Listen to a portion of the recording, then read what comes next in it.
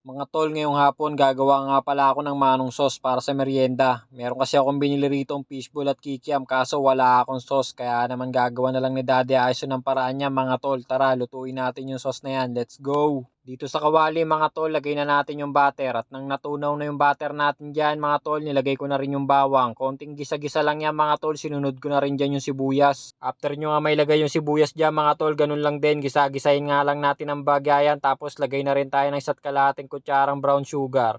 Halu-haluin nga lang natin ulit yan mga tol tapos lagay na rin tayo dito ng 1 cup ng water. At after nga natin matubigan yan mga tol, lagay na rin natin itong 1/2 cup ng toyo natin tapos suka, naglagay na rin ako mga 3 kutsara lang yan mga tol. Takpan nga natin yan hanggang sa kumulo. At dito naman mga tol sa isang bowl naglagay nga ako ng 2 kutsarang cornstarch. Tinunaw ko nga lang sa kalahating baso ng tubig yan mga tol at nang kumulo na nga nakasalang natin, lagay na nga natin yan mga tol, sabayan natin ng halo. Halu-haluin nga lang natin yan mga tol hanggang sa lumapot at makuha natin yung tamang lapot na gusto natin para sa manong sauce natin mga tol. At para sa akin, all goods na tong lapot na to mga tol. Papalamigin ko nga lang ng konti yan mga tol tapos sasalin na rin natin yan sa malinis na lagayan. At sa punto na yan, nakapagprito na nga rin pala ako dyan ng fishball at kikiam namin mga tol. So paano, enjoy na nga muna namin to mga tol. Maraming salamat sa panonood.